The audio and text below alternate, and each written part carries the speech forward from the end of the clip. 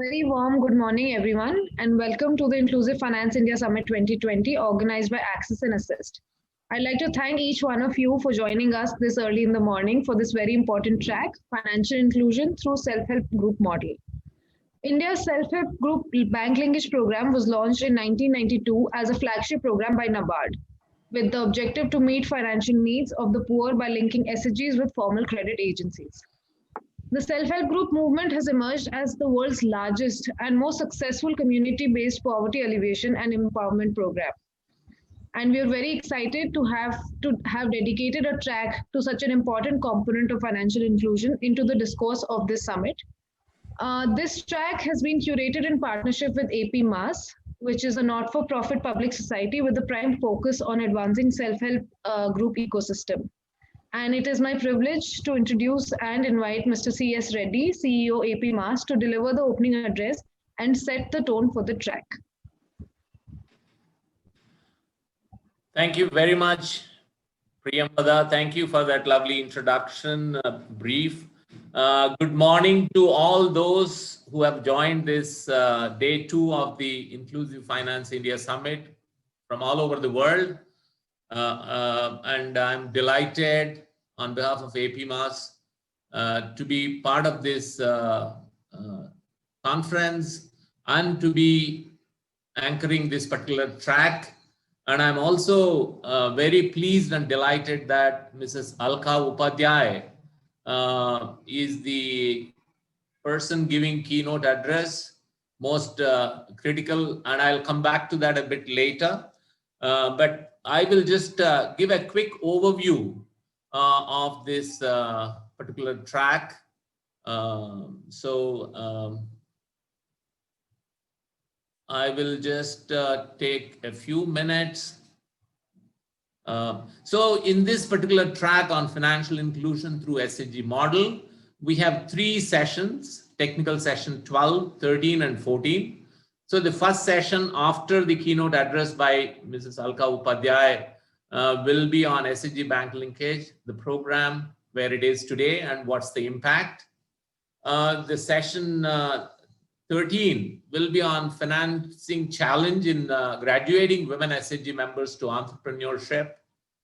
And the session 14 will be, in a way, summing it up in terms of the self-reliance and sustainability of the SHG federations. I'm sure Mrs.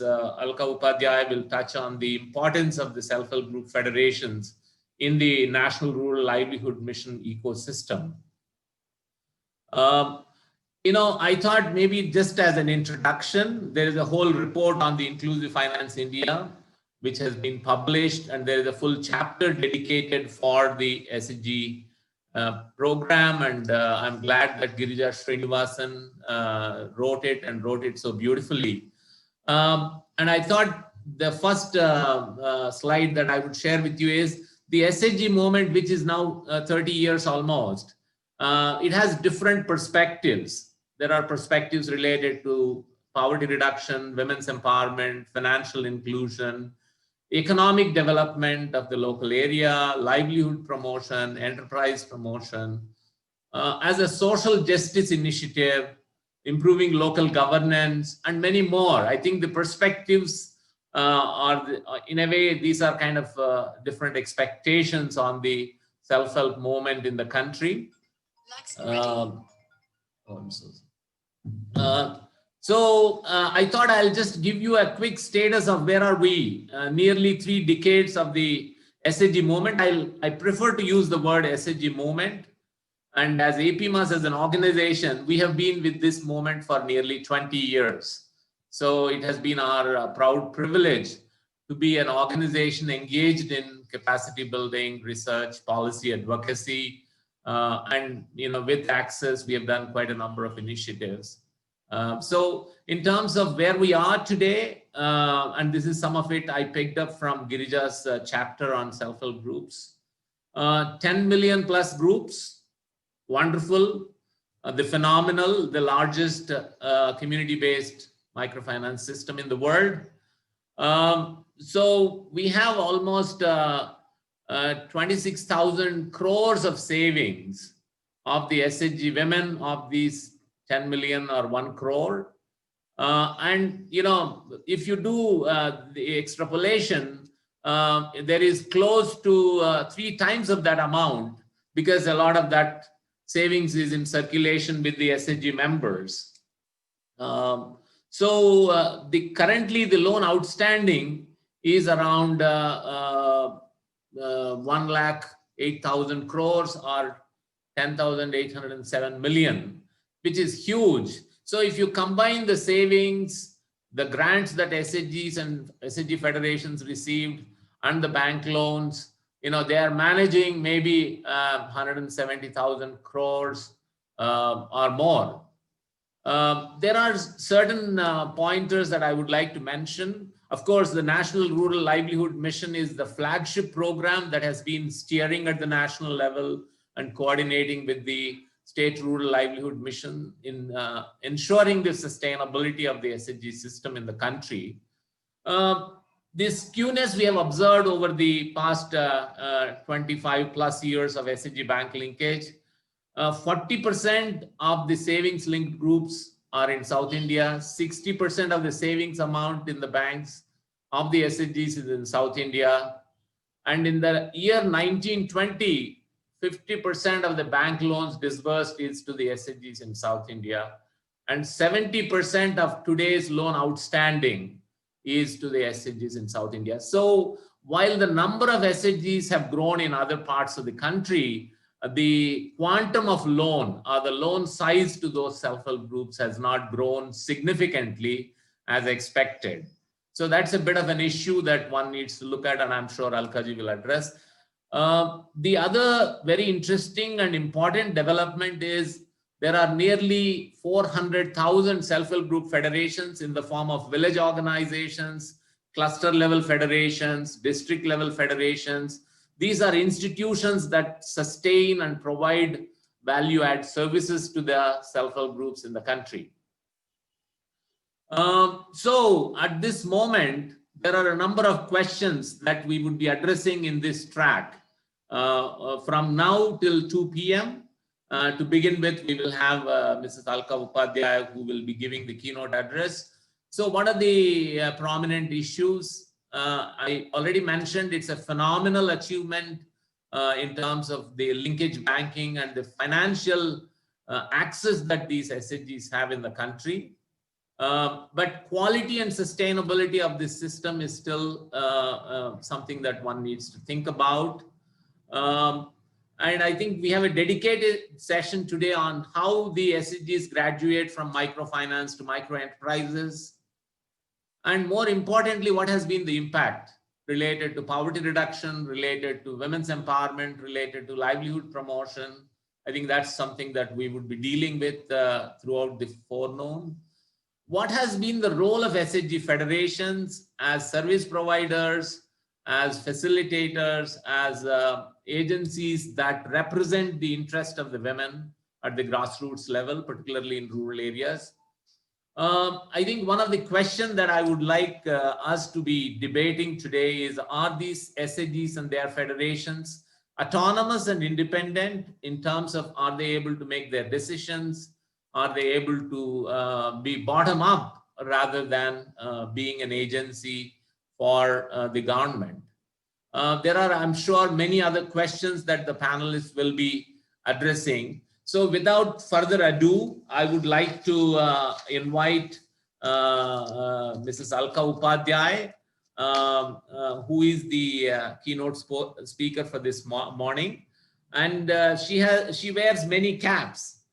She is the mission director for the National Rural Livelihood Mission. She also looks after many other very important initiatives at the Government of India level, considered as the most important policy maker related to rural poverty reduction, women's empowerment, and livelihood promotion. It is so appropriate to have Mrs. Alka Upadhyay to speak to us, to share the journey of the National Rural Livelihood Mission, the achievements it has, how it has contributed to financial inclusion, and what are some of the challenges that the National Rural Livelihood Mission is facing in addressing issues of poverty and rural livelihoods. So thank you very much, Alkaji. We are pleased and delighted to have you with us, and we look forward to listening to you and get enriched with your long years of experience in the government of India. Thank you. Thank you very much, Mr. Reddy, and thank you, Priyamvada, for anchoring this very, very interesting and relevant session today. And just as Mr. Reddy was speaking, he also kind of reminded me of my responsibility towards this entire sector and program. So yes, indeed, I have been with the rural development now for a decade now. So I'm a veteran. So normal span of service is about 30 years, and 1/3 has been in the rural areas in the rural development department. And before that, with the as a field executive, also looking at most of the RD programs from practice to state government to policy, it all appears like a continuum. National Rural Livelihood Mission, of course, I will not get into what it is and when did the journey start. But today we are at a juncture where the social capital in which we have invested over the last decade.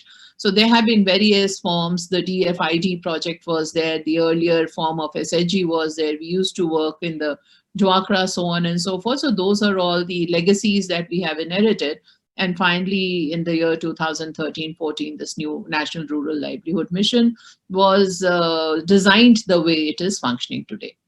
The social capital was something in which NRLM has been consistently and very, very solidly investing in. So we are often also criticized for spending too much of time in this particular activity of the self-help groups. But I guess you need a baby to be nurtured to, grow from an infant stage, to a toddler, gradually making it walk and then making it run. So currently we are in that stage when the toddler in 2020 is in a position to almost run.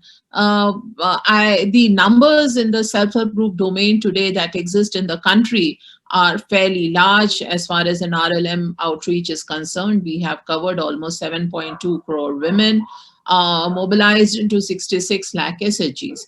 And I'm very happy at some of the questions which have been framed by Mr. Reddy, because those are really, really very important issues. And a recent study by the Niti Aayog, an independent study by the Niti Aayog, has questioned on the sustainability, which also brings into the fact that there needs to be a more serious and systemic investment in this category of people for which we are working.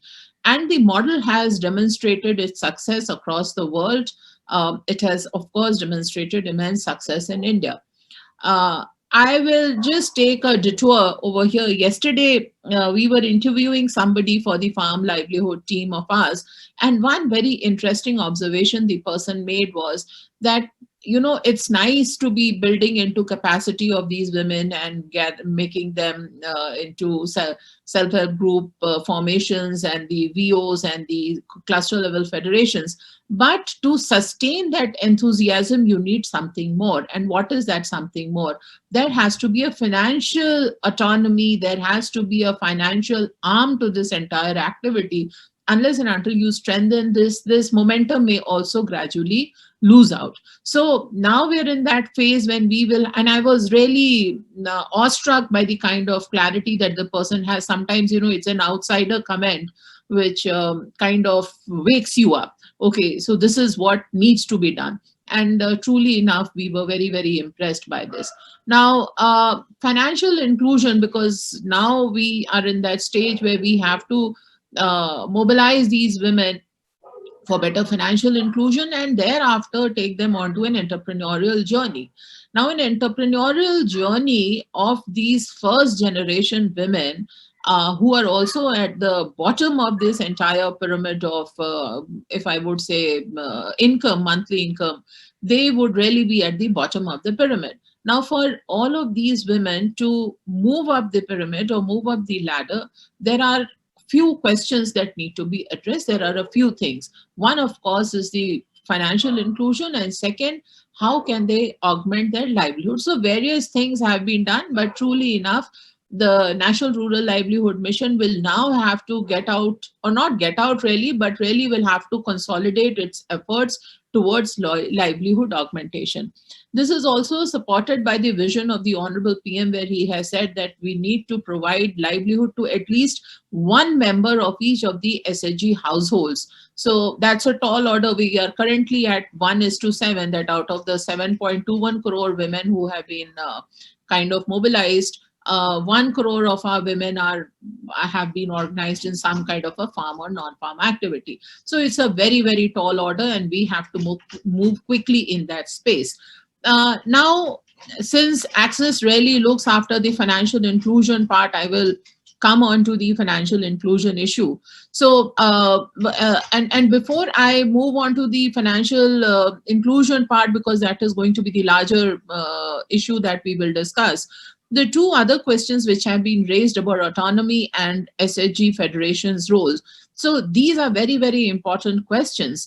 And a very interesting theory or a paradigm needs to be developed and discussed. Number one is the fact that these SHGs have to be given that kind of confidence, that capacity building, which we have been working on.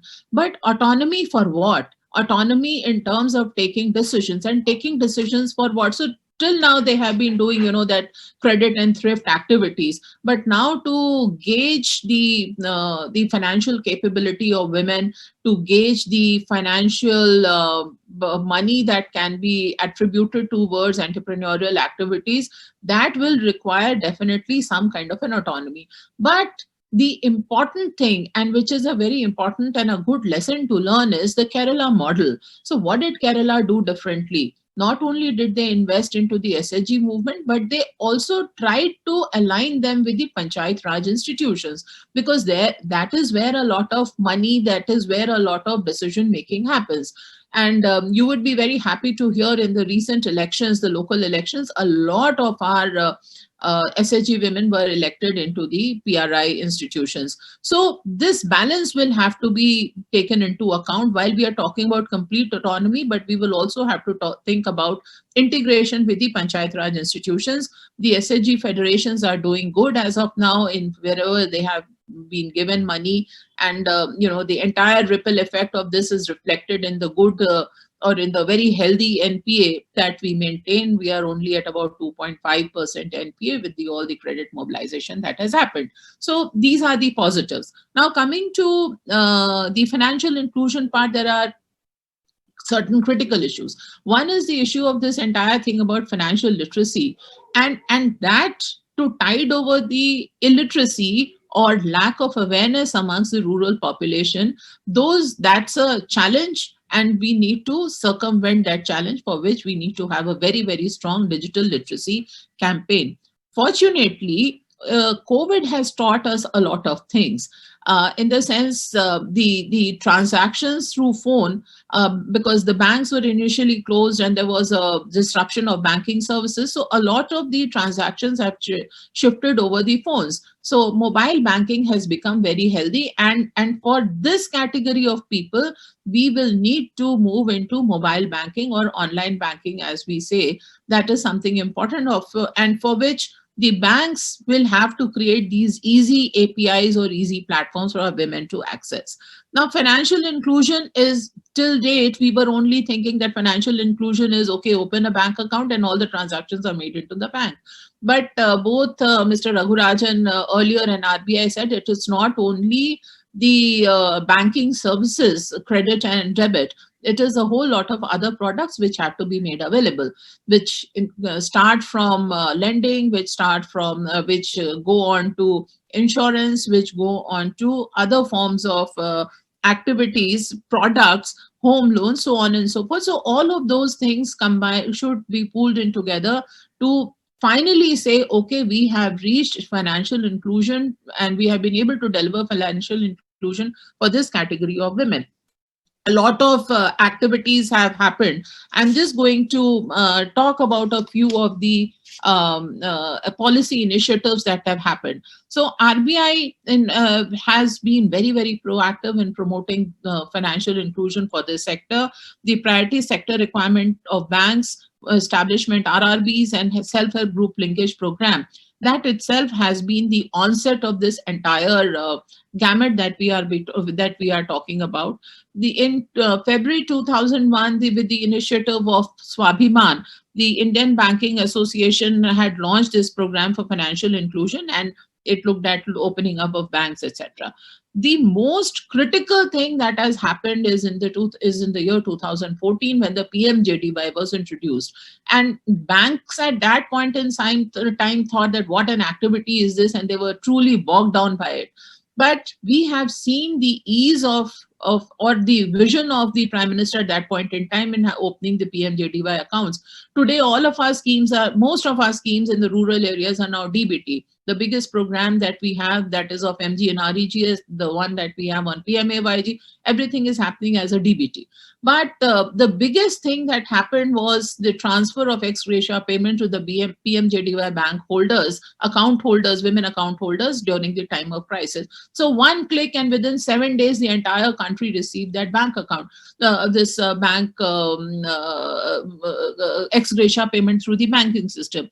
So that was essentially a teaching that, yes, this is so important and we need to move forward in this. The RBI also initiated the requirements that banks should have the no-frill account, so on and so forth, which has helped us a lot. Then the National Health Insurance protection scheme that has come through, again goes through the credit linkage and goes through the route of the banks. So all of these have been creating that atmosphere where now banking activity has become a mandate.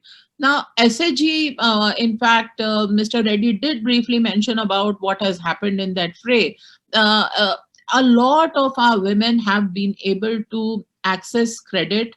Today, the amount of bank credit access by SHGs has seen a great improvement year on year.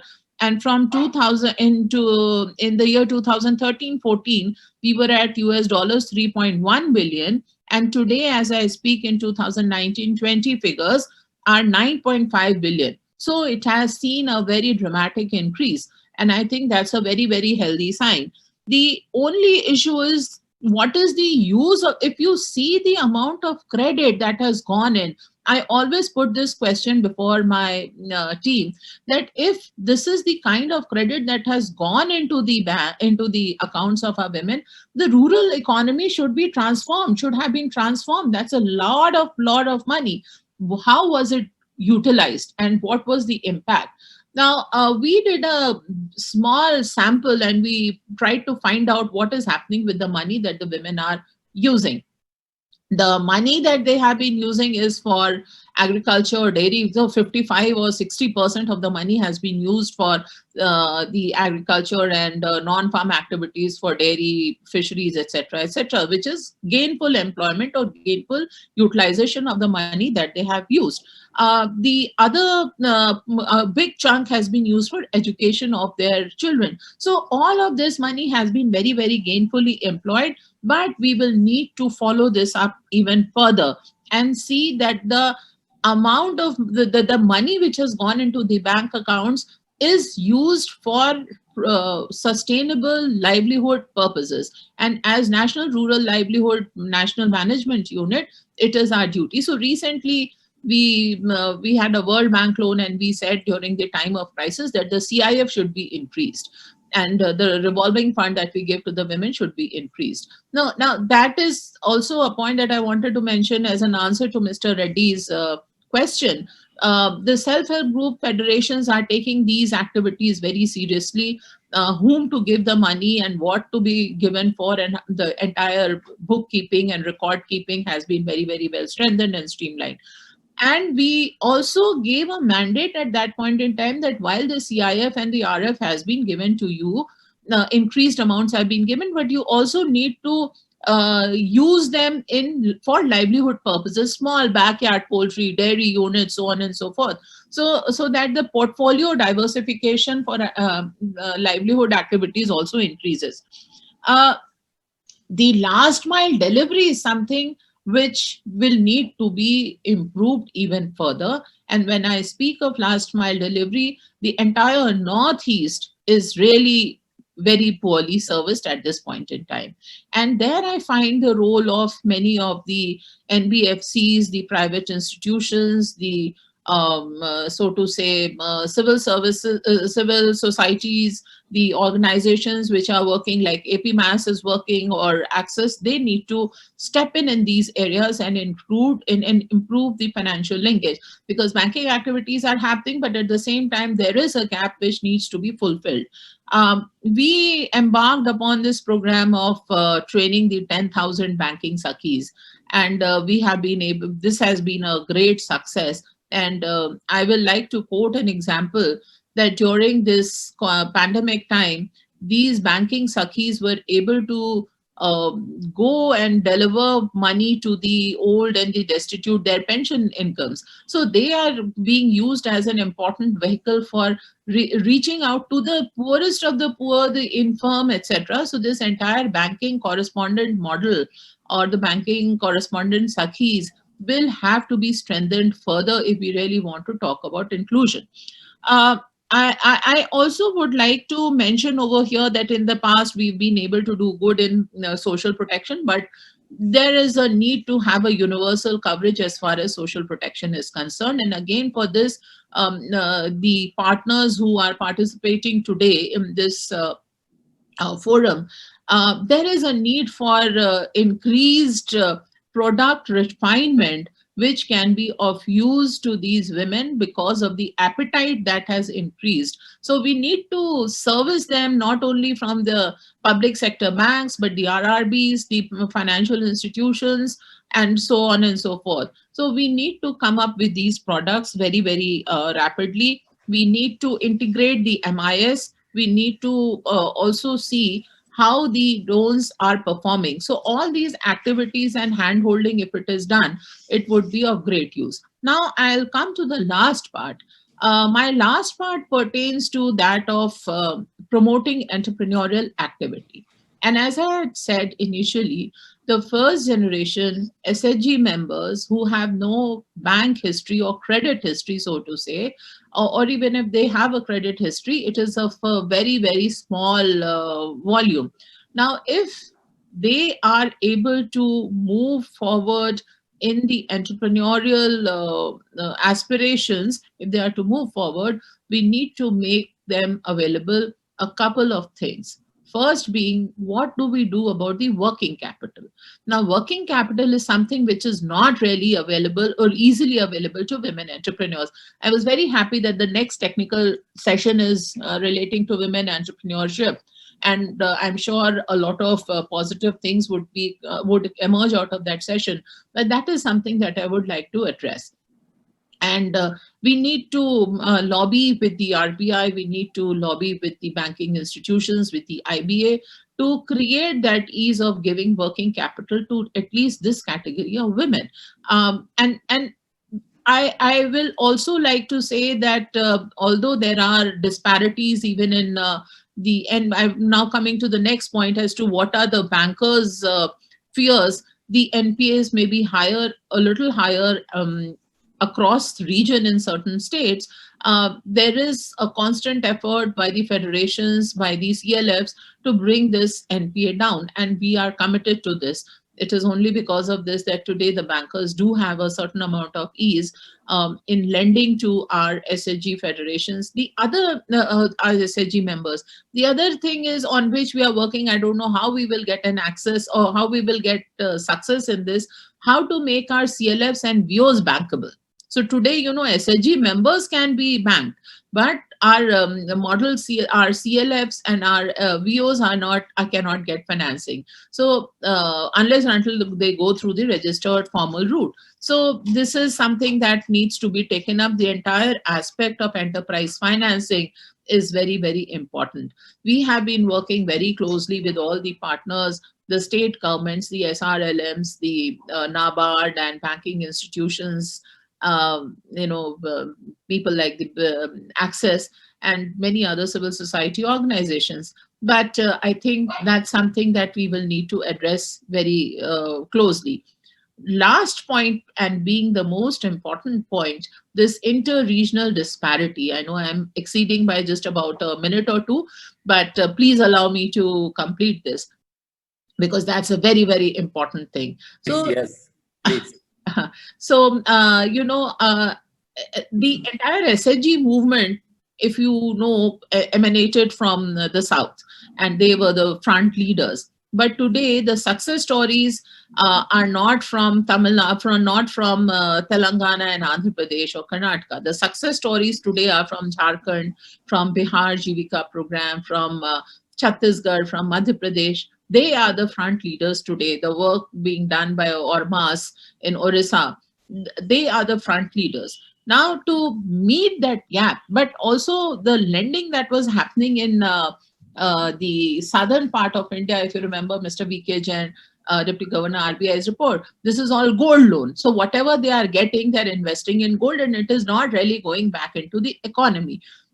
So the quality of loan which is being given or being utilized is also needs to be monitored.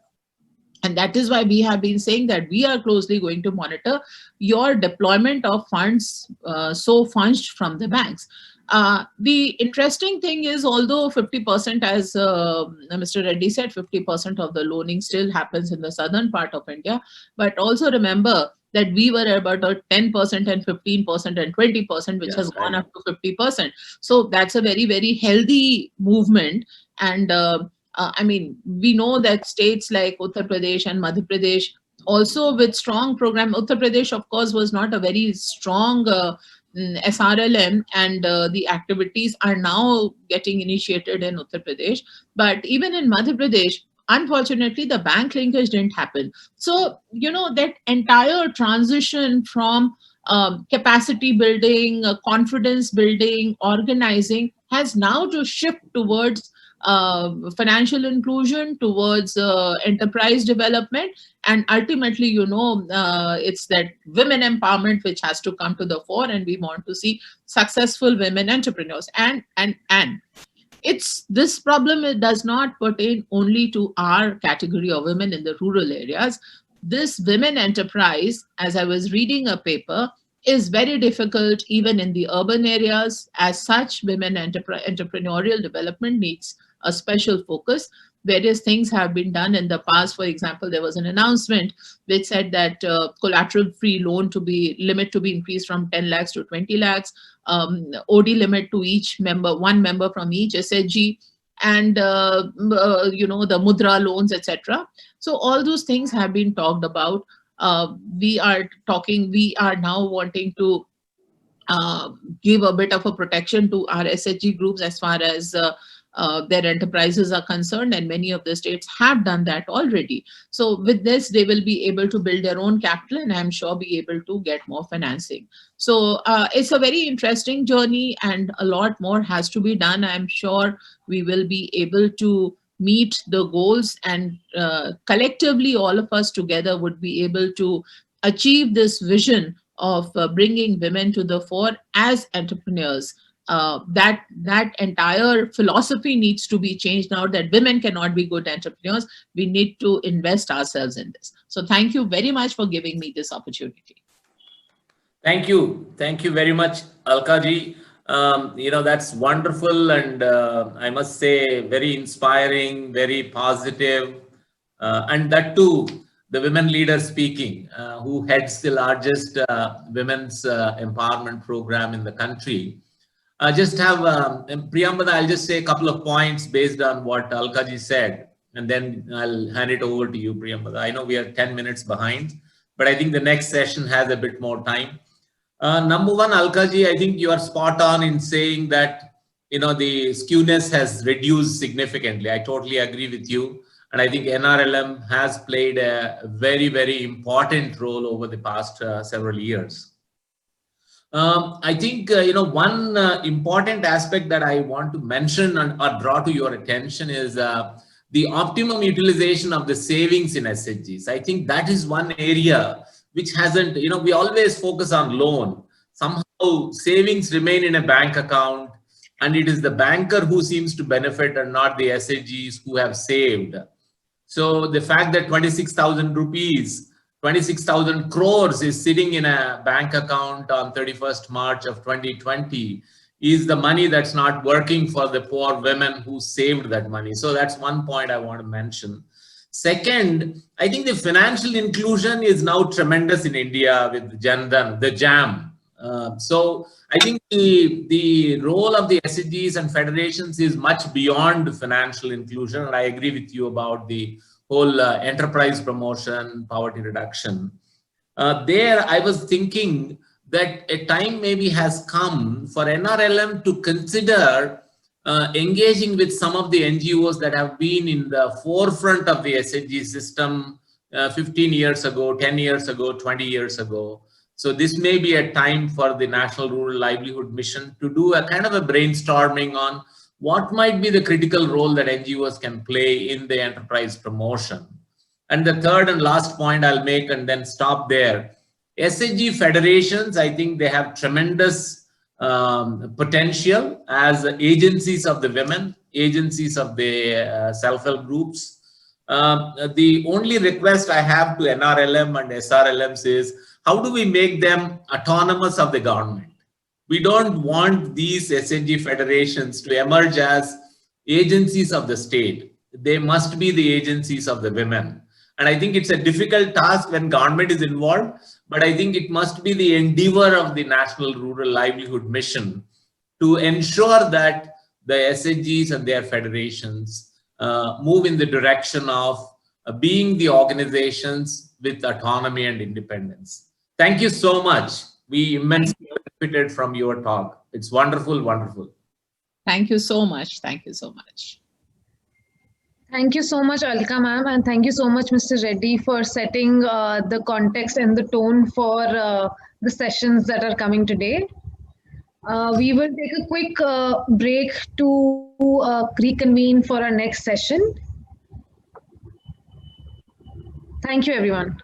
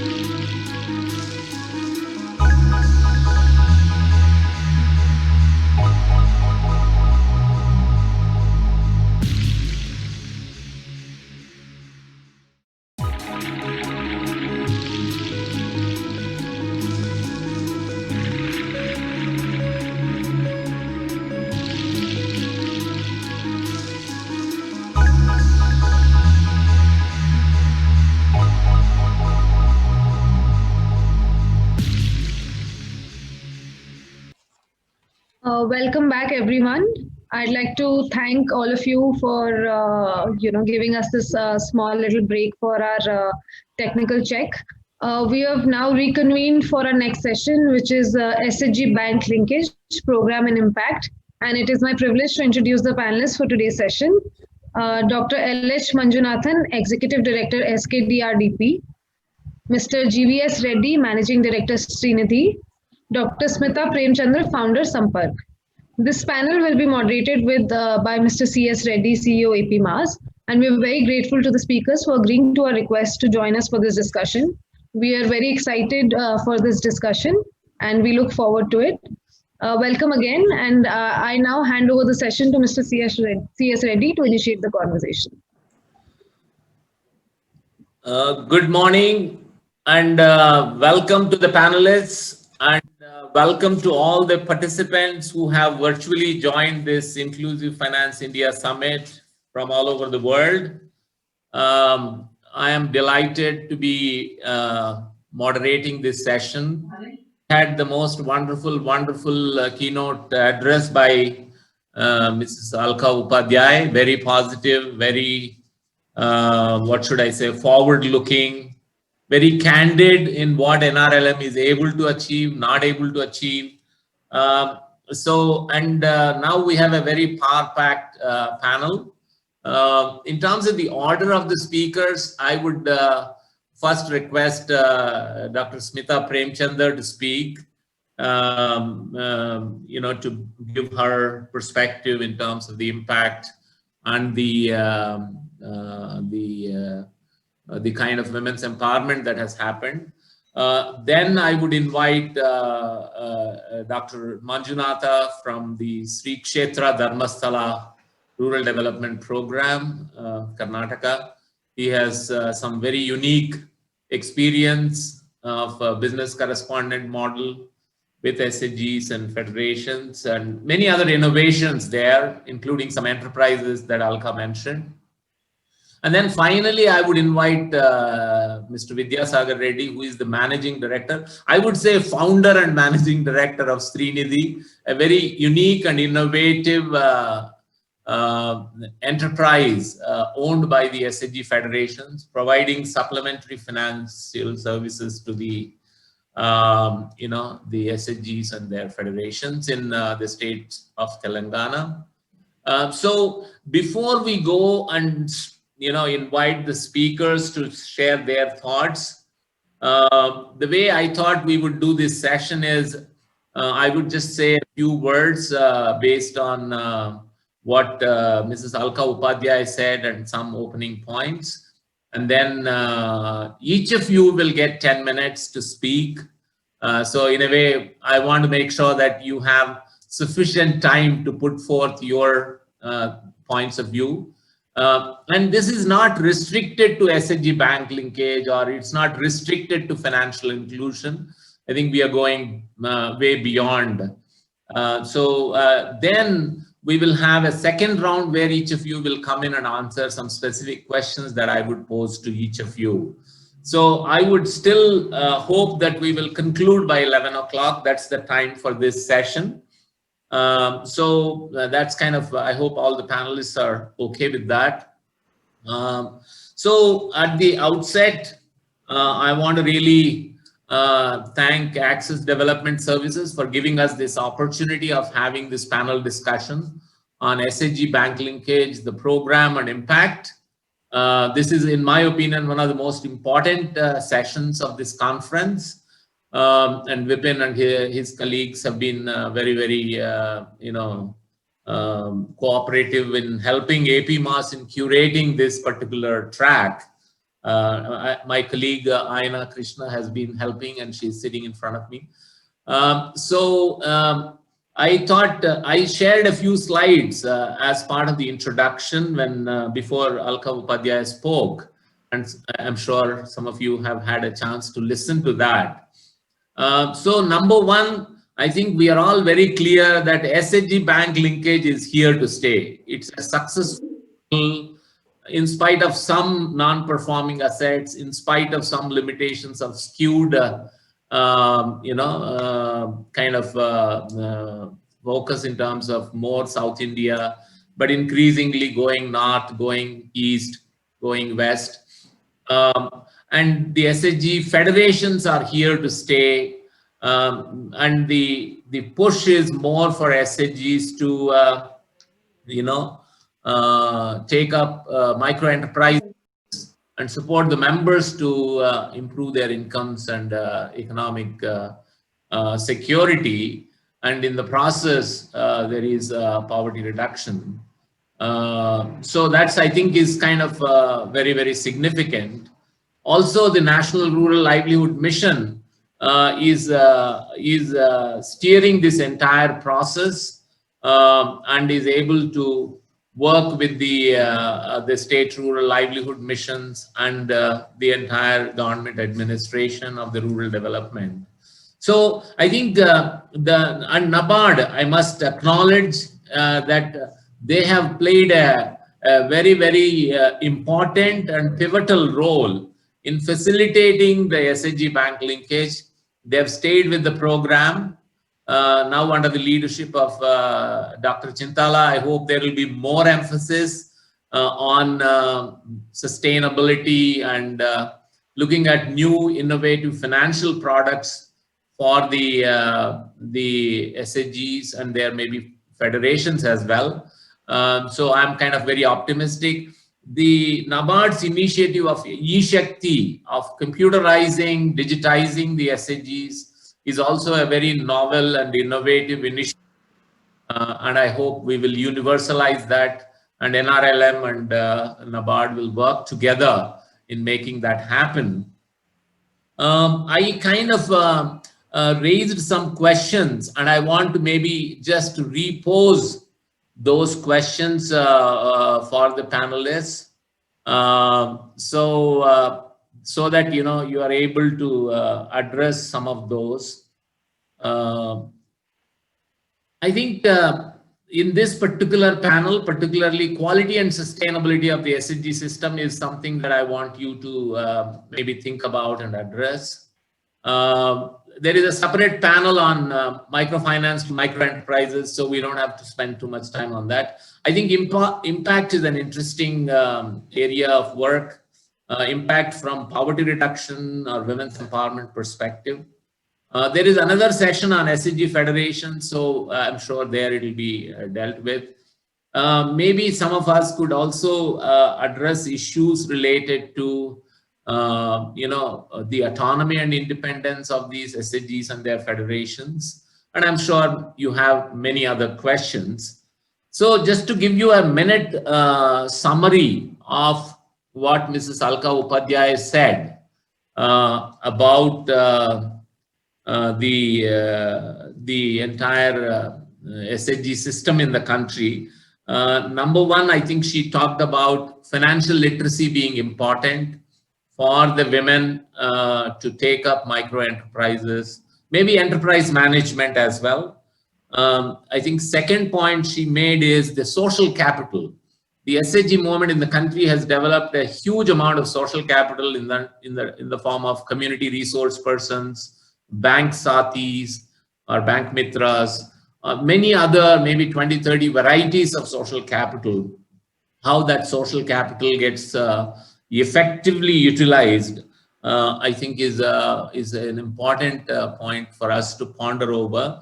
There is also an emphasis that Mrs. Alka Upadhyay put on the whole idea of women's empowerment. How is it going to happen? What kind of role probably the NGOs that can play. I think one issue where maybe some discussion could take place is the SHG federations and farmer producer organizations. There is a tremendous possibility of synergies between these two types of institutions, and importantly, the role of women in the women leadership in the farmer producer organizations. So maybe I'll stop it there from my side. I'm again very delighted to have this panel, and to begin with, I would invite Dr. Smita Premchandar, a good old friend, part of our Enable network, which is about promoting self-reliance and self-sustainability of SHG movement in the country. Smita has been very deeply involved in Karnataka and across the country on SHG system. I don't think she needs big introduction. She has been a outspoken person, particularly from the SHGs and federations as agency for women's empowerment. How it has happened, what kind of might be some of the shortcomings in that. So I right away go ahead and invite Smita to speak, and you will have 10 minutes, Smita. Thank you very much for being on this panel. Thank you. Thank you, CS. It's wonderful to be here. Thanks again to Access, who every time they put up such a beautiful conference, and we're able to devote all the time and discuss all the positives and negatives and way forward that we can look at together.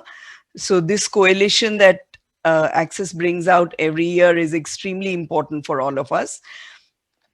I would like to add two things to my introduction. One is, of course, I'm a founder of Sampark, which is an NGO that works on women's empowerment and migrants empowerment. But also, I am adjunct faculty at the Indian Institute of Management, Ahmedabad, where I teach both microfinance and gender and development. So from both sides, microfinance, and women's empowerment, SHG bank linkage is central to what I discuss in class. And my third introduction is that I do a lot of work for UN agencies and other agencies across the world. Most notably, I would like to bring today not only lessons from India, but also Bangladesh, Nepal, and Myanmar. And, working with one of the biggest microfinance agents, NGO in the world, which is BRAC in Bangladesh. So these lessons are very important for us in India, not just because we have the biggest self-help group program and we need to make sure that that is very strong, but also because these lessons resonate very well from an Asian country to Indian. So what I will do is I will start by sharing some initial thoughts with you, and then whenever you have questions, then please post them and then we'll answer them.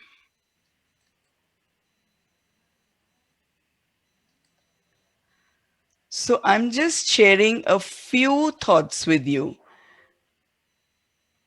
Okay, so first thing is how impactful are SHGs? Of course, they are extremely powerful potential organizations. What have they actually achieved?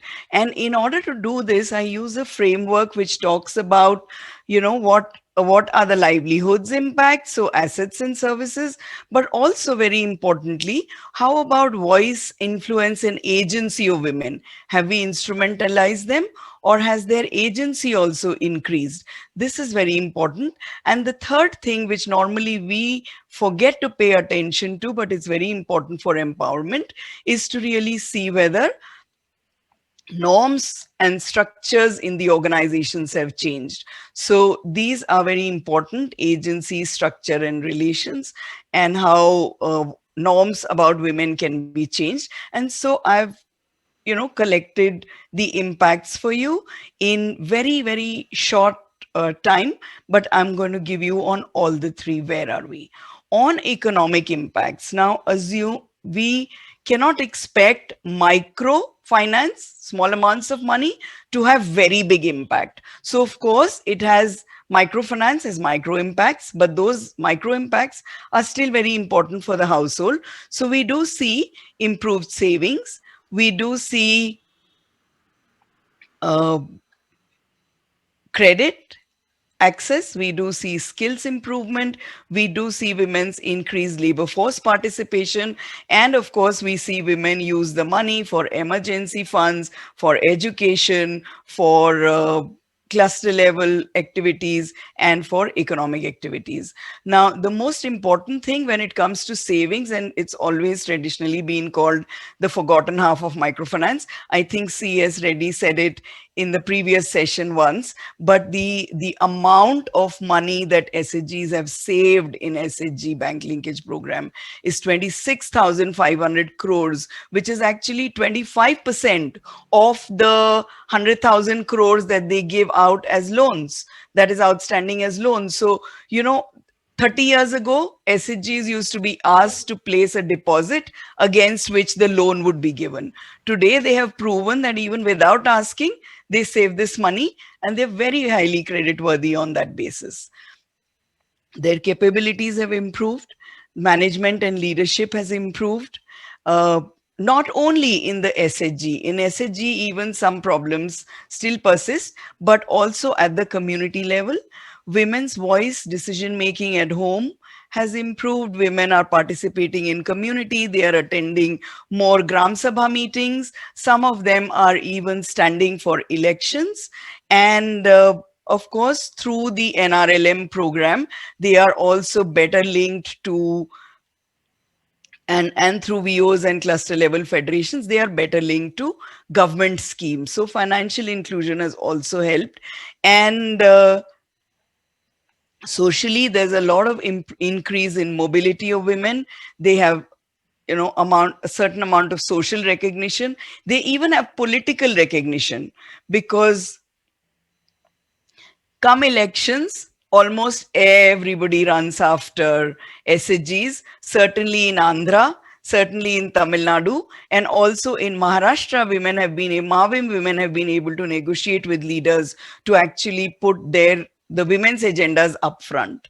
So these are important things. There has also been some evidence of reduced violence against women, but that's a little bit controversial, because sometimes also the violence increases.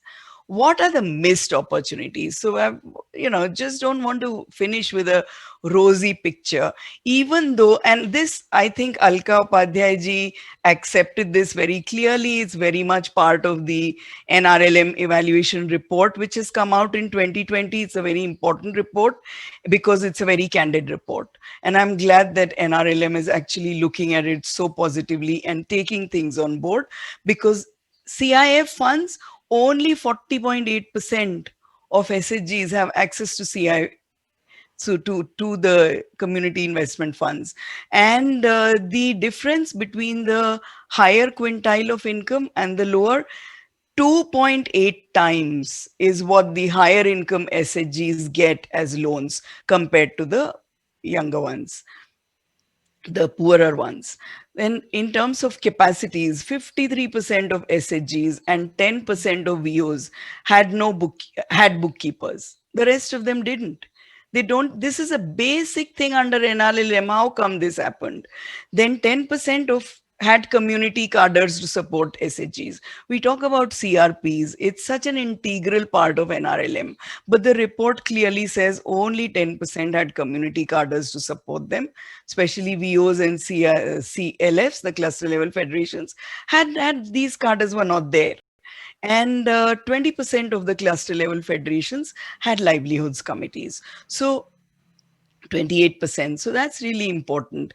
And then the other thing that we find is, regardless of what we talk about at the SHG level, for 20 years, and this conference itself has been happening for 15 years now, and 15 years, I think, at least I have been saying it also, some other people interested in federations. If we don't make federations a strong player in the market, this entire movement will pass us by, and women will still be stuck with 108,000 crores of credit.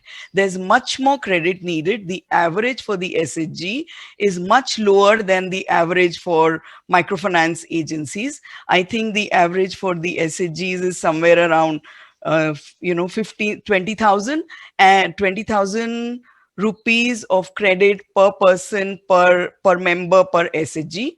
Whereas in the MFI model, it's easily 35%, 35,000 as an average. We're 16,000 short on the average. Why?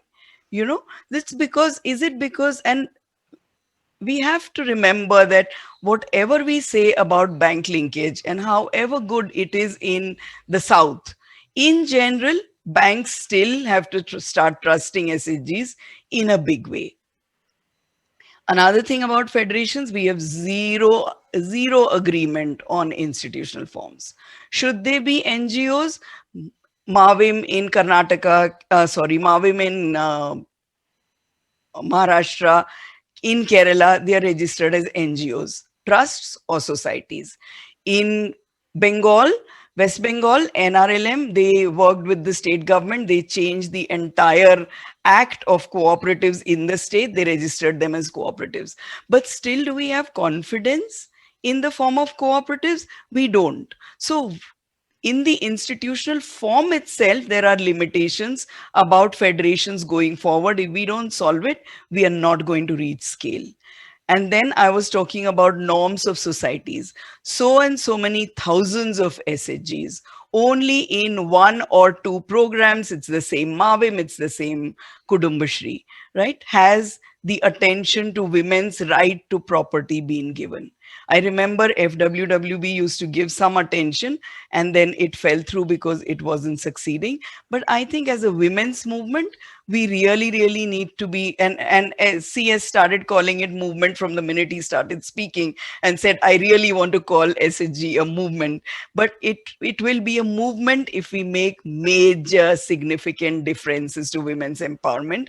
We are not going to do that if we don't start changing institutional norms and social norms. I just want to say a few things. I've already said that we need to build on this foundation.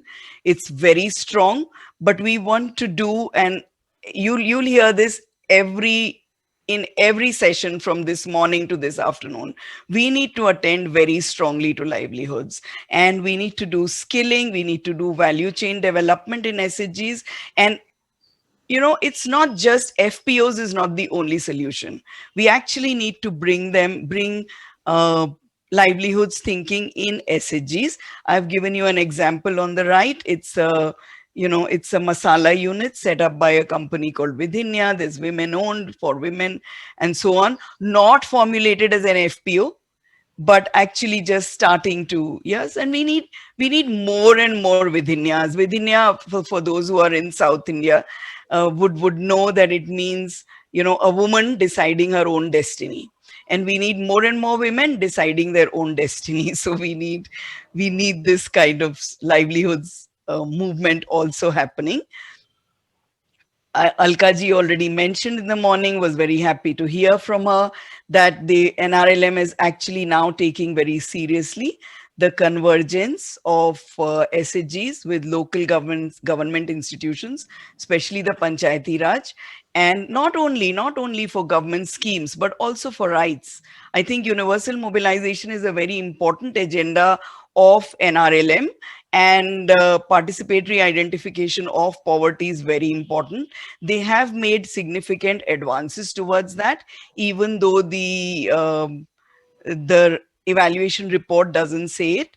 But yeah, and then also we need to change regressive norms in society. I would end by saying that we need to navigate the balance between governmentalization and retaining independence, because a lot of SHGs have been governmentalized. I think the speakers after me will be able to also speak to the fact that NGOs have been marginalized. So unless you are a very big NGO and a very well funded NGO, you have been crowded out by NRLM. And if that's the case, then we really have to think, how can SHGs and federations retain their independence? It's a very delicate balance. You have to align with NRLM to get any significant support. Okay. So I think there is no option but to continue to do capacity building of SHGs and forge linkages. Probably this is a good time to hear the other NGO speakers who will be able to speak to how important self-help promoting agencies are. Thank you, CS.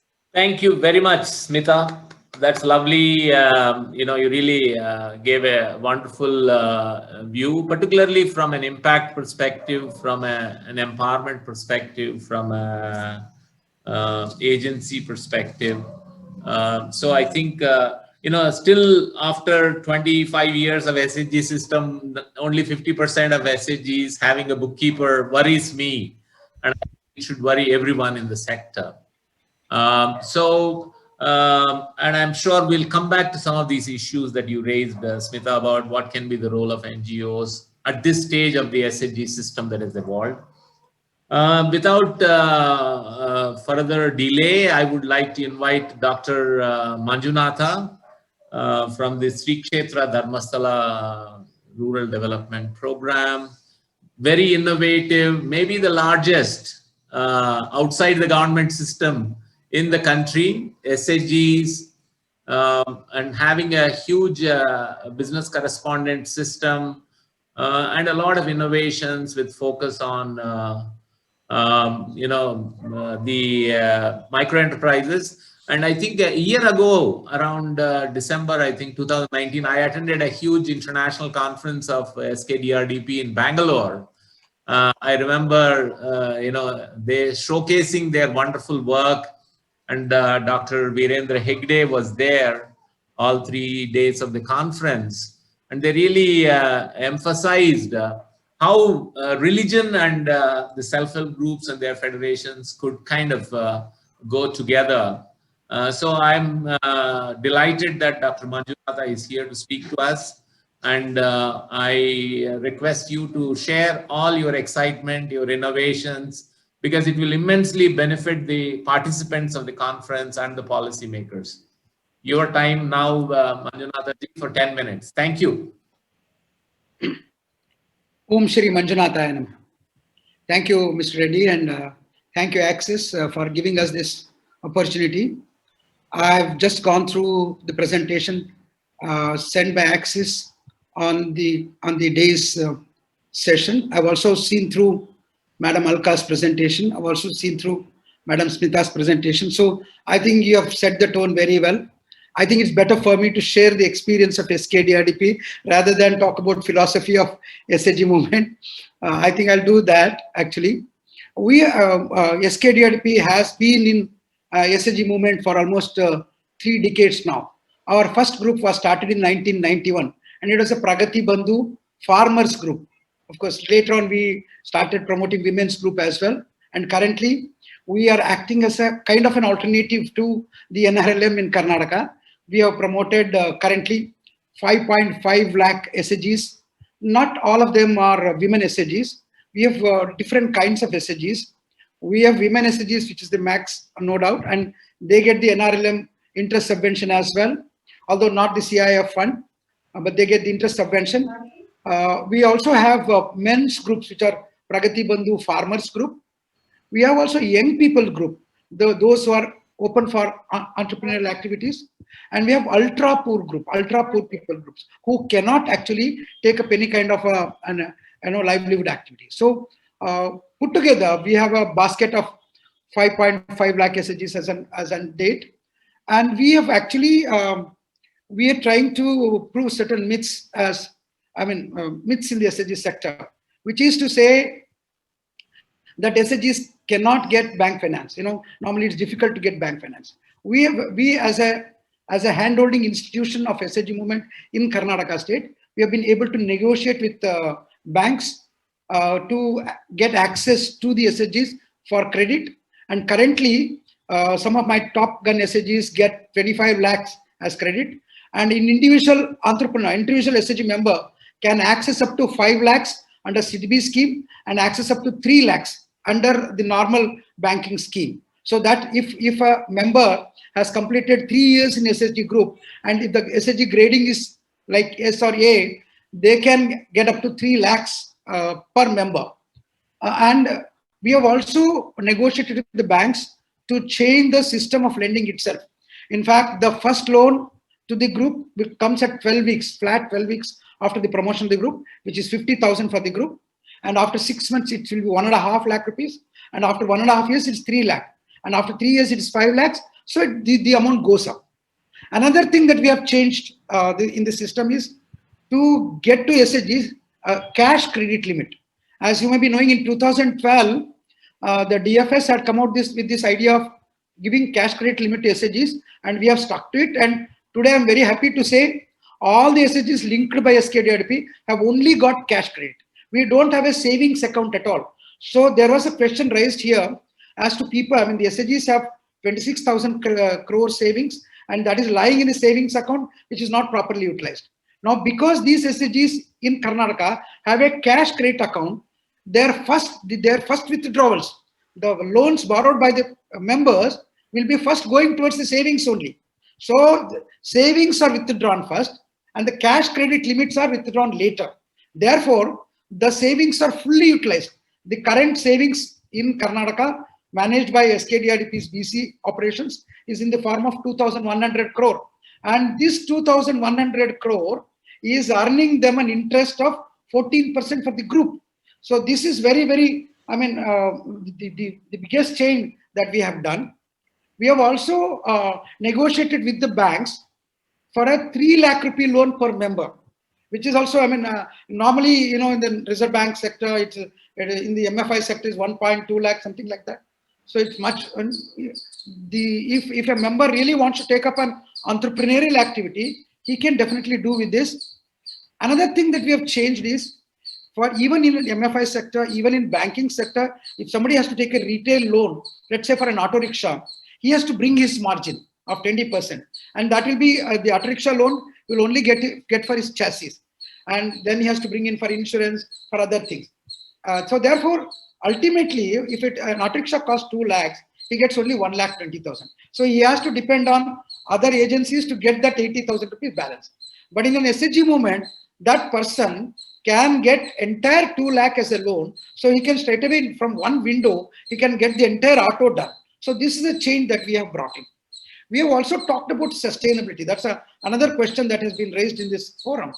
Now, sustainability of the movement, or sustainability of the operations, or sustainability of the SHGs. We have brought in sustainability at all levels. SHGs are sustainable because they are able to access funds easily. The movement itself is sustainable because we are acting as a business correspondent to different banks. We don't do retail lending ourselves. We actually hand over the SHG to the bank so that the bank lends to the SHGs, and we only get a commission for managing this entire operations end to end. That is promotion of the SHG, training these SHGs, lending to these SHGs, recovery of the money, and cash management as well. So all this put together, we get a commission from the bank, which is of course charged to the SHG, and that commission is passed on to us. So the entire operation today in Karnataka, the SHG movement is completely sustainable. Not a single rupee government funding required for this SHG movement in Karnataka, because it's self-funded operation. Now the question will come, that means the cost of lending to the SHG would be much higher. Not so, because of our negotiation strengths, because of the group that we have and the system that we have built, we have been able to negotiate with the banks to lend at the lowest rate to the SHG, which is equivalent to their base rate. Like say 7.2% in case of Bank of Baroda, 7.2 plus 5% SKDRP, which comes to something like 12.2. So now the SHGs linked to Bank of Baroda in Karnataka state, they are getting funds at 12.5. Now we have allowed a 1% margin to the group and asked the group to lend to the member at 13.5. So in Karnataka state, the SHGs are promoted by SKDRP, the members get loan at 14 and 13.5. And if there is a central government NRL interest subvention, they will get that. So it will ultimately be around 7.5%. So at this rate, a really BPL family is able to access funds more than 3 lakhs per member at that rate. So I think it's a very good model where institutional sustainability, operational sustainability also can be managed. So this way, SKDRP is the biggest BCBF SHG promoting institution, which has introduced several other social activities to strengthen the SHG movement. CS very clearly told that it is a spiritual, institution based out of a spiritual center. So we have used that as well as also as a strength to strengthen the SHG movement. So actually we are trying to act as an alternative to the government driven NRLM movement, where the last mile delivery is going to be a problem. Now, because of the SHG movement that which is out of the villages, out of the grassroots, we are able to reach to the last mile, last person through our workers who have risen from the bottom. So therefore, we are implementing several other government schemes. To say an example, Customer Service Center, which is the Agriculture Equipment Renting Center. We run one of the biggest agriculture equipment renting centers in Karnataka, running 165 centers. Perhaps only successful model in the entire country, run by the SHG movement. More than 2 million farmers getting the benefit of this customer service center. Like this, of course, I can go on. Several examples are there. But I think I'll stop at this. What I'm trying to say is that the civil society institution have a great capability to create sustainable institutions. An opportunity has to be given. Their voice has to be heard at various levels. And of course, we cannot work together to create similar institutions elsewhere. Like CS very clear, he pointed out this point that institutions like SKDRDP or MAVIM, these have to be actually taken on board to create similar such institutions, replicatory models elsewhere in the country. This is what I have to say. I think I'll stop at this. We can go for the Q&A later. Wonderful. Thank you very much, Manjunatha-ji. You really made my day. I think the National Rural Livelihood Mission has some tremendous learning possibilities at the SKDRDP. Just one thing I think, that you said, which really, I already knew, but you kind of reminded me again. The 3 lakh rupees per member, I think that's phenomenal. If we really want to finance enterprise livelihoods of the poor, we need to look at a loan sizes. Not 10,000, not 20,000. Those days are gone. Cost of living has gone up. Labor costs have gone up. So I think 1 lakh and above, and we should look at that. So I'm delighted that you kind of mentioned about banks coming forward to give per SHG member loan size of 3 lakhs is phenomenal.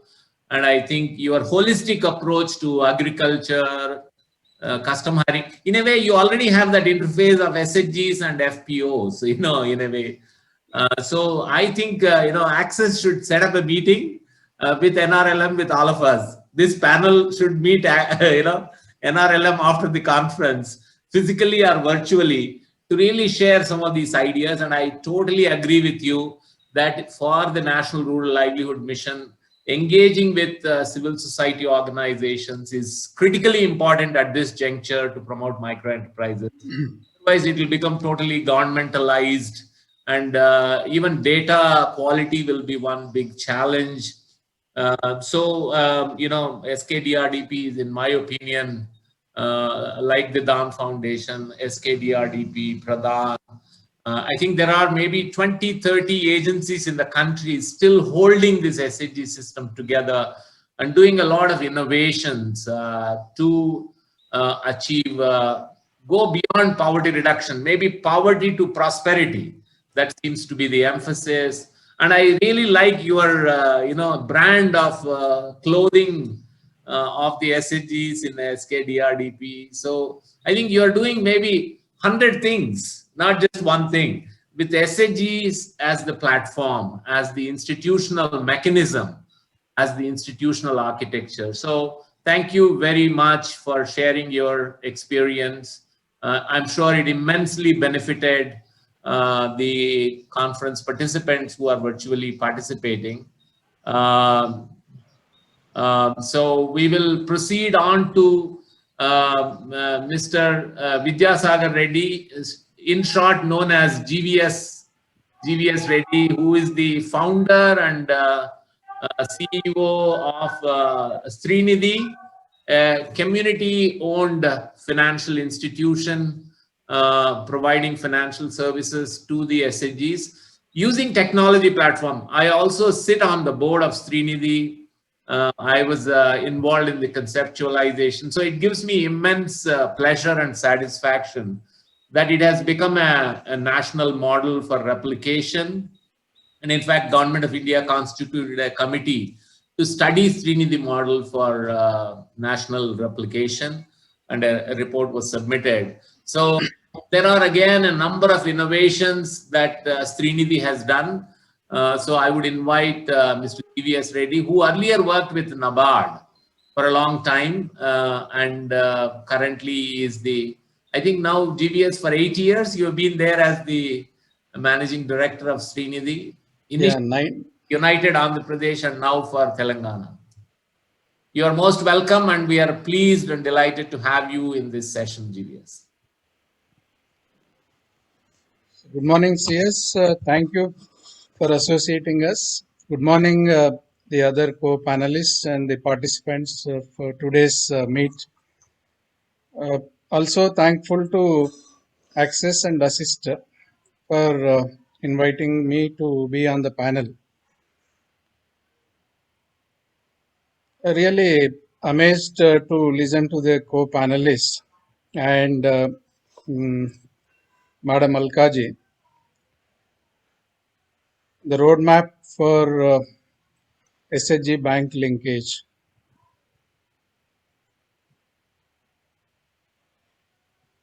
I've been with this movement for the more than now 2 decades. I think since 1999, I was associated with this movement. Yeah, there have been tremendous initiatives on the part of various stakeholders, and impact has been there, though may not be to the expected level. Yeah, there are still issues about scaling up, managing scale, the promotion of enterprises, the sustainability of SHGs and federations, and so on. I think policy needs to keep on evolving. I think this type of fora, I am sure, will be helpful in uh, designing appropriate policies.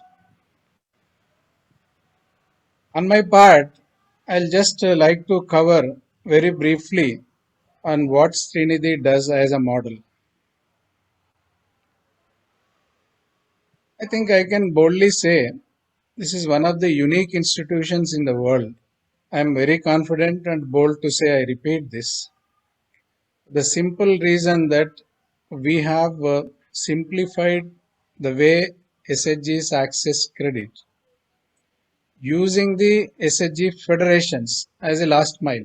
I think that is a very key aspect in the entire approach. Now, just to give perspective about the organization, I think the assets under management now are to the tune of almost 3,500 crores. And we don't just extend credit, we also extend other financial services like insurance, including loan insurance, asset insurance, of course, asset insurance in coordination with the general insurance companies. Loan insurance on a mutual basis we do. In addition, we are also functioning as business correspondent to two major banks in the state. We have about 1100 VLEs or CSPs who are really earning handsome income every month. I think that's been a very good livelihood for them. In fact, a large number of them earn more than 30,000 rupees per month. I think sitting at home and doing this service, if they are able to earn that much, I think it is a real poverty alleviation with empowerment. So we have also integrated savings into this cooperative. Because it's a cooperative, we mobilize savings from members as well. So these savings also aggregate almost to 700 crores as on date. And our net worth has been around 1,000 crores now. It is a very, very strong, financially sound organization which has emerged in a span of 9 years' time. Today, we extend credit whenever a SHG member asks for it within 48 hours, the small loans part of it.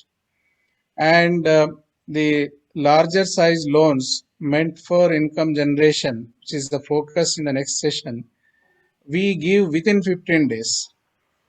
The beauty of this is we digitalize the entire process of loan appraisal, then disbursement. We don't really use any paper for transactions. So completely technology based solutions are available to cover all aspects of our functioning. So just to touch upon what are the unique features of this. See, we supplement bank credit. You know that crisis was there in the state earlier, but so as an solution, we emerged as a supplement, an agency as a supplement to uh, credit flow from banking sector to SHGs. So how do we ensure that coordination? See, we have been talking about this SHG bank linkage for the last 3 decades. 1992 onwards, if you really look at it, it's almost 3 decades now. So in the states like Telangana or Andhra Pradesh, who have been pioneers in this movement, the early stages, the credit linkage still hovers around 35,000 rupees per individual. So when we look at it, the SHG as a system, whether it is preventing big ticket size loans for income generation is one aspect I think we have to really look at it. The second aspect is, as far as I know, at least in many states, the SHG loans are equally distributed. So this equal distribution of loans really does not serve any purpose because we are compelling all the members to borrow the loan. So I think within the SHG, we need to target individuals who are really in need of a loan. It is uh, ironical, I should say, that all the members in a SHG requires loan at the same time. So I think that's a fallacious thinking. Definitely, I think we need to do something about this. So it is essential to target individual members, and over a period of time, every member will get a loan. It doesn't mean that only few will go on getting the loans. So obviously, I think that should be one feature we need to really look at it. So, but what are the unique features of Srinidhi? So when we said we coordinate with banks, we have evolved a mechanism where SHGs defaulting to banks cannot access loans from Srinidhi. So this credit discipline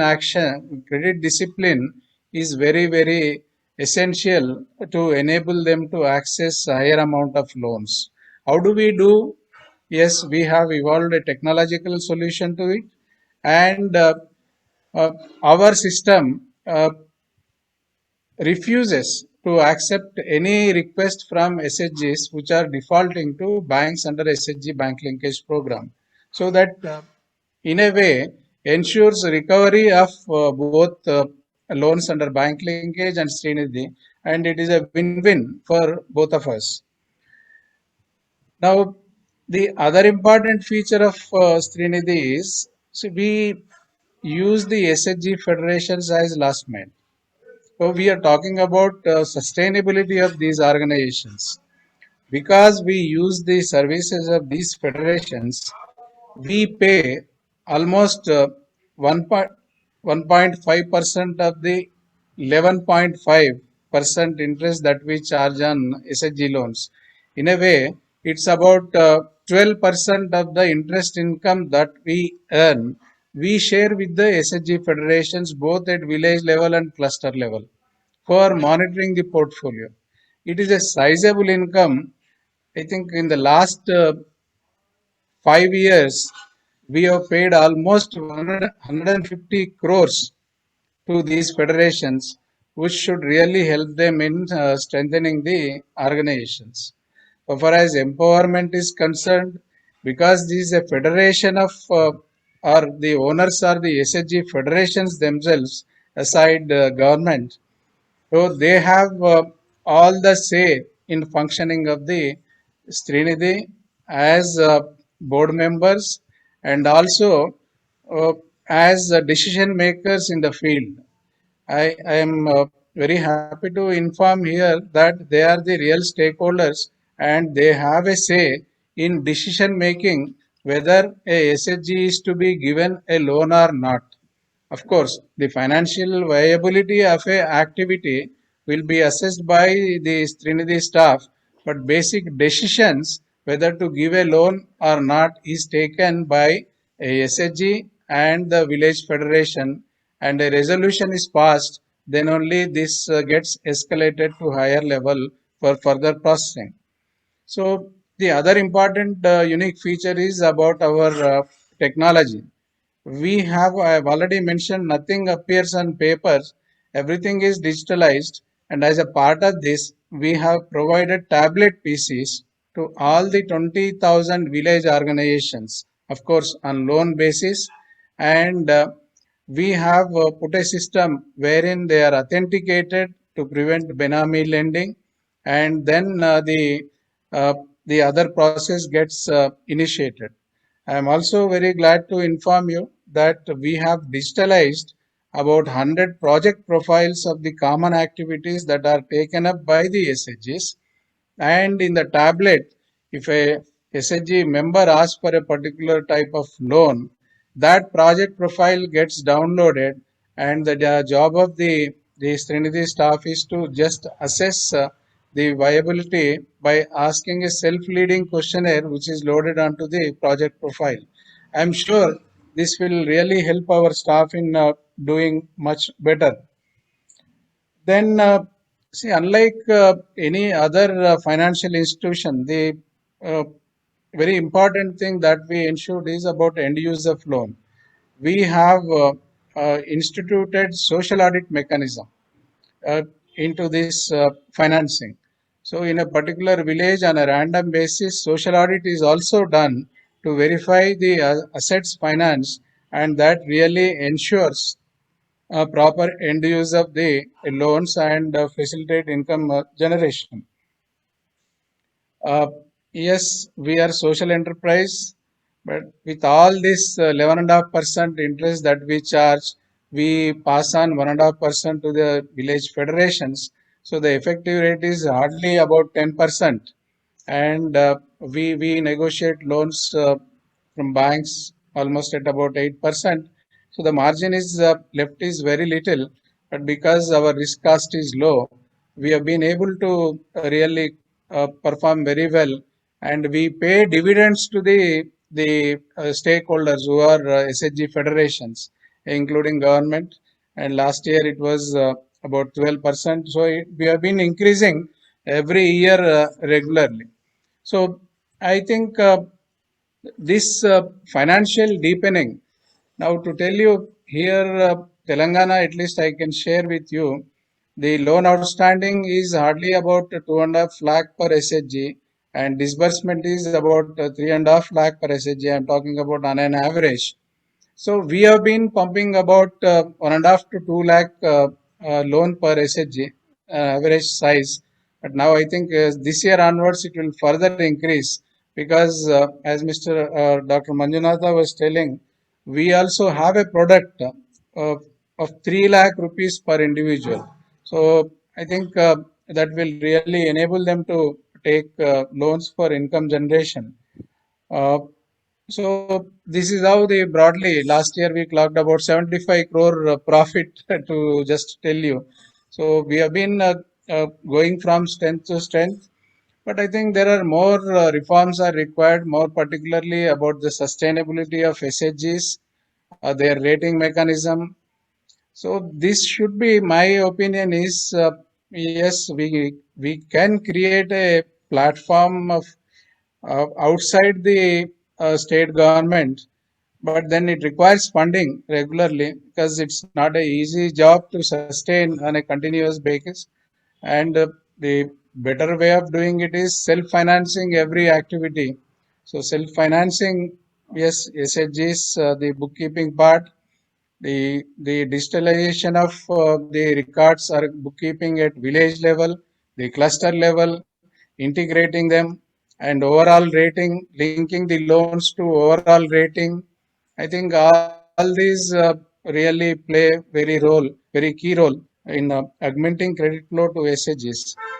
My last point which I want to make is Mr. Manjunatha was mentioning about how the convergence between an agency and banks really help in things. So I think the Reserve Bank should provide for a mechanism where banks can enter into contract with such type of agencies without leaving it to the discretion of banks, because some banks are looking for such type of policy guidance from Reserve Bank, and that will really help in taking the SHG movement forward with focus on livelihoods. So finally, I mentioned CS has already mentioned about the expert group. So expert group, it is representing Reserve Bank of India, NABARD, the Rural Development Department, and is headed by ex-finance secretary who is presently now the chairman of ICICI. And they have replicated this model for across the country. And the government has already written to about 10 state governments, uh, assuring some seed capital or venture capital type of funding, almost about 100 crores or so, for uh, commencing or for establishing this type of organizations in the country. So thank you, CS, for giving this opportunity, and I am very happy to be part of this meet. Thank you very much, GVS Garu. That's wonderful. I'm really, when I think about, how did we come up with this panel, I kind of feel very, very delighted that we have such wonderful complementary panels. And all of you have been wonderful in keeping to time. So thank you very much. We have a few questions, so we'll do a round. But I do want to just take a minute to just mention that, it's nearly 30 years of SHG bank linkage. And I think, the old SHG bank linkage is outdated, it looks like. To me, though it has been a product called cash credit limit, no one understands that it's a cash credit limit. I'll be surprised if people in NRLM understands the SHG bank linkage. Across India, it is supposed to be a cash credit limit product, but it is still treated as a term loan by most facilitating agencies and the SHGs. So I think, this idea of 3 lakh loan or need-based lending, I think, this is the old basic. 30 years ago, we talked about loans must be as per the need. And the SHG members need a package of services and not just loan. They need insurance, they need savings, different types of savings. They need also remittances. So I think the innovations that we have in the form of SKDRDP, in the form of Srinidhi, in the form of a few other such financial institutions, Sangamitra Rural Financial Services, FWWB has done some very interesting work. Currently, they are now financing FPOs. I think, Dan Foundation has had some interesting experience in financing. So I think, from a financial inclusion point of view, I think a lot has been achieved. But adequacy of the loan or the financial services, timeliness, I think still seems to be a challenge. So I would really feel that the National Rural Livelihood Mission should call for some kind of a policy dialogue on what are the products and services that are needed for the SHGs of this age, where the system has matured, the needs are have evolved, and we must really look at how those needs can be met more innovatively. The business correspondent model, for example, all the SHG federations in the country can perform the role of a business correspondent. Srinidhi kind of entities can come up in a big way. So I think the possibilities are unlimited with the kind of foundation that has been laid in terms of the SHGs and their federations. Of course, we need to take care of some of those downsides that we earlier talked about in terms of governmentalization of the SHGs, which has its own downsides, which can lead to maybe some corruption, which can lead to some data manipulation. So I think data integrity, maybe we need to have use of blockchain technology for ensuring high quality data usage. And of course, why in India 100% of the SHGs can't be digitized? If we have a crore SHGs, the SHGs and their members all should be on a digital platform, and they should be on these,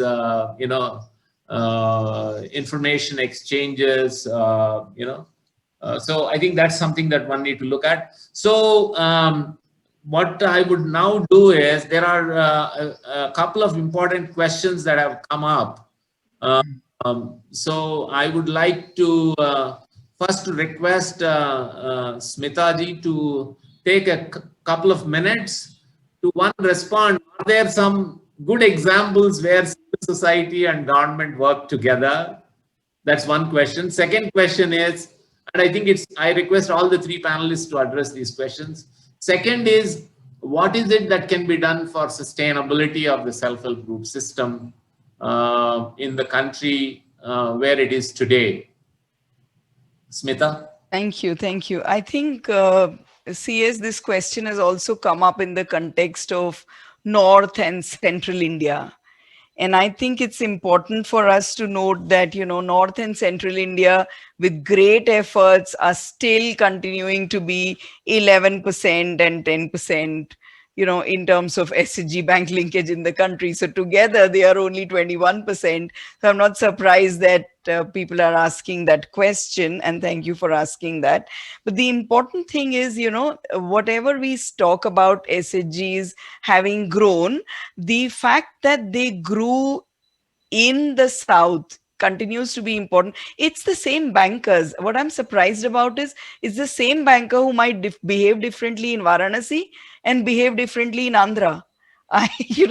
Because these are all banks are the same. So how come even today in 2021, banks in Varanasi are telling the Sampark team on the ground that we will not even open your accounts, because the moment we open our accounts, open your SHG's accounts, floodgates open, then they ask for loans, and then they will all go defunct. So, and all go bad. So that kind of fear still exists in the North, in the central areas.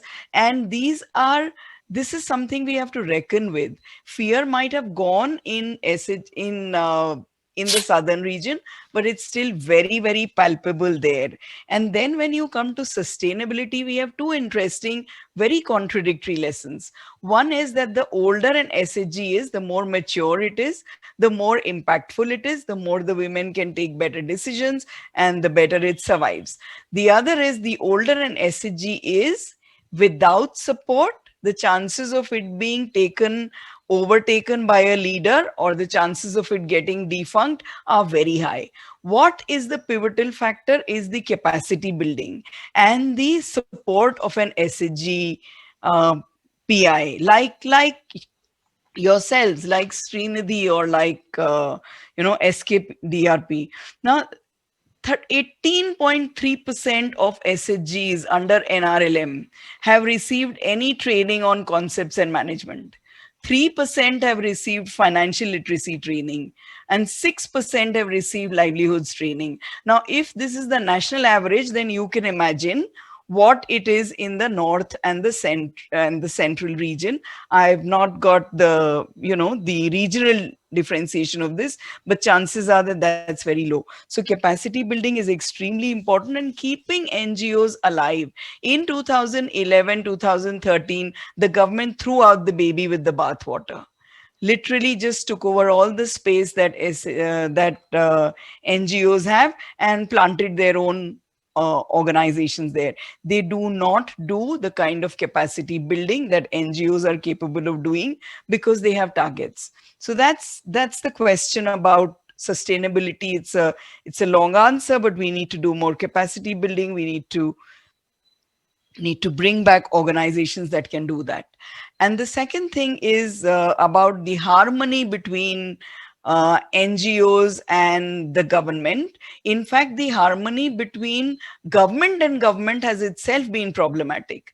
I remember 6 years ago, while going into the field, in Maharashtra, Mavim, which is a women and child development, organization, and Women's Development Corporation set up by them, and the Rural Development and Panchayati Raj Initiative, which is NRLM. They were competing, and today now they have forged links. So you can get convergence and harmony with the government CS in two ways. One is by achieving scale, and only then is the NRLM interested in an NGO and interested in harmonization. And second is by lending them your numbers. Because if you tell them, okay, this is what we do, and all these groups will go onto the NRLM website, then suddenly the government is interested. So scale and numbers are very, very important, and then raising your own funds. The NGO has to be very capable of raising its own funds for capacity building. If you are, and I remember Al Fernandez saying this to me 30 years ago when we were just starting SAGs. I was telling him, we're not getting money. And he said, Smita, you have to get money from elsewhere. NGOs have to be independent of government money. It's still very, very valid. If we are independent and if we are at scale, we can negotiate with NRLM and the government. Otherwise, you can say bye to any kind of harmonization. You're muted, CS. Smita, yeah. So, Manjunatha ji, any quick remarks, points? Yeah. Thank you. I think you are a living example of harmony between government and I will take a couple of minutes. Please, yeah. One on the issue of harmony between different institutions. Madam was telling that building up scale would actually facilitate you to have better harmony. That's not correct. Building up scale actually brings in competition, brings in envy. That's a very, very, very, very, very, very intriguing thing actually. So, I mean, as long as you treat poor people as a constituency, this is bound to happen. So we need to agree to the fact that, I'm speaking of from the NGO perspective, we need to agree to the fact that the policies are framed by the government and governmental institutions. So we have to, in that framework and in this canvas, we need to work. So the NGOs, if they want to really perform in the field of, development, they need to have patience. They need to first agree to the government, and they have to work with the government and say yes to the government, and then they have to create a space for themselves. Otherwise, it's normally not given. So in fact, even in case of SKDRDPs, the SAG is getting financial, interest subvention from NRLM. We are not in even a single contract with NRLM. We are not even in a single contract with NRLM. We have got the interest subvention by going to the panchayat and uploading our SAGs in their Panchatantra site, and then also linking them with the bank. We are able to get the best interest subvention to our groups. So we need to work hard, we need to be patient, and we need to be understanding of the dominant role of the government and the banks, and we have to create our own space in that. Actually, it requires a lot of patience. And second is, like you said, we need to have technology to answer all the questions. SKDP today has got complete database of every member. One single rupee transaction with the member.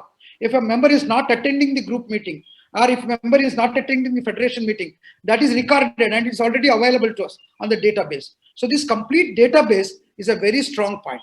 Now talking about North and Central India, I think now, for example, SKDP has set up an international incubation center for mentoring NGOs to take up the role of a BCBF, for taking up, a higher role in the SHG promotion. So I think we can come together, use our strong points, and then work under a single platform, single this thing, so that we are able to create more institutions.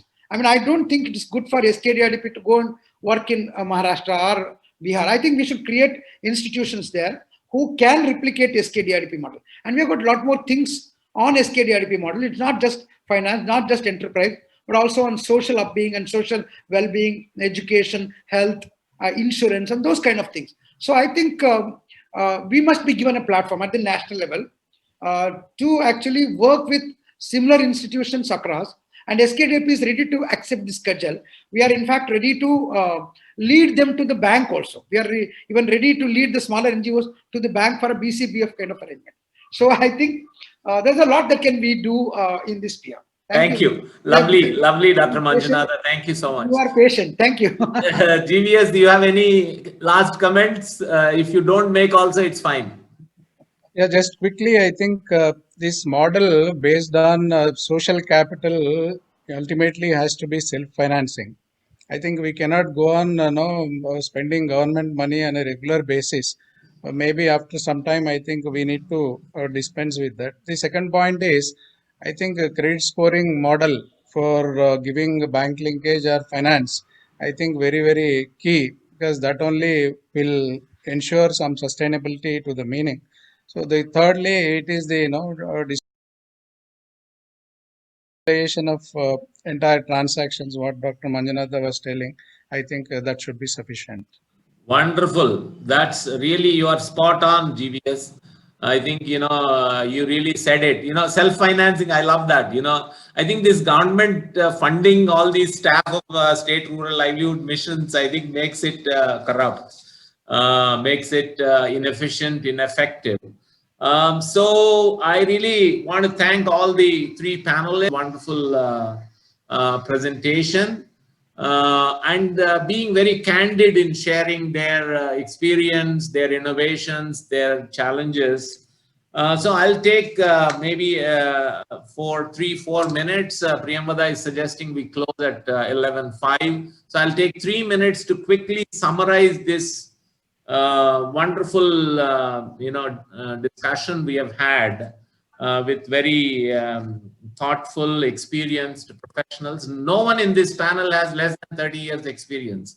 So, and if my experience is added, we are 100 plus years of experience in the panel. So number one, I think the SHG movement has matured. We have arrived, including the federations. So why not universalization of digitalization? I think everyone is talking about using digital technology. The jam is there. So the Jandan, the Aadhaar, the mobile technology, every SHG member seems to use the mobile. So that's the first point. Second, I think we need to work with the banking fraternity to make best use of the cash credit model and any other financial innovations there are. So maybe there is a need for a national level task force to look at, what are the services needed for the SHG system in today's context. So maybe I think between Access, APMAS, Manjunatha ji, Srinidhi, NRLM, we can take an initiative to come up with something like that. Larger loans is the need of the hour. Enterprise financing and not, I think the next session will dwell into it. But I don't think we should really hesitate and stop at 5,000, 50,000 loans. I think the SHG federations are there and have arrived, 400,000 of them, but they need capacities and capital. Maybe the community investment fund, maybe they need to have a cadre of community resource persons. Or in the Myradas model, they call it as the CRPs that are there who work in the community managed resource center. So that's, I think, is something. And these federations need to be autonomous. I think we talked about it quite a bit. Social capital, particularly in the Northeast and Central India, more social capital need to be built. I think that time has come to relook and redesign the role of NGOs, and who can support matured SHGs and federations also in the enterprise promotion space. I feel just one last slide I had, which I didn't show at the previous thing. So this is, I think, is the need of the hour: self-regulation for sustainability. We need to have bookkeeping system. We need to have financial literacy, MIS, digitization. I think GVS talked about grading on an ongoing basis or credit scoring. We need some kind of effective system of statutory compliances. Also, democracy in these SHGs and federations. The leadership cannot be selected by the employees of the state rural livelihood missions, but they must be elected by the members. So I love this idea, and I want to end this session on this note that self-financing and credit scoring, so if we are able to use technology platform, and if we are able to really look at some kind of a digital platform for scoring the SHGs for financing or providing financial services as per the need and not a kind of a equal distribution kind of a system, so that they can also make best use of their savings. So I think, Priyamvada, I kept to my promise of stopping at 11:05. So at the end, thank you very much, Smita. Thank you very much, Manjunatha ji. Thank you very much, GVS, for your wonderful, wonderful presentations. We have had a stellar panel, and I am pleased and delighted to have taken the responsibility to moderate. Thank you, CS. Thank you. Thank you. Thank you so much, panelists, for highlighting these important issues and for such forward-looking prescriptions. And like Reddy sir mentioned, Access would be happy to host a follow-up roundtable meeting with NRLM and the other stakeholders, and to take forward today's discussion. And thank you again to all the panelists, and thank you, Reddy sir, for such deft moderation. We will now take a quick break and reconvene in another 5 minutes for our next session on financing challenges in graduating women SHG members to entrepreneurs. Where are our mementos, Priyamvada? Where are the mementos? Anyway, good. I think the virtual platform has been very good and maybe more economical. And I think the memento will be the next roundtable conference when we actually take this forward. Thank you very much. Have a good day. And I request all the panelists to join the next 2 sessions as well. Sure. Thank you.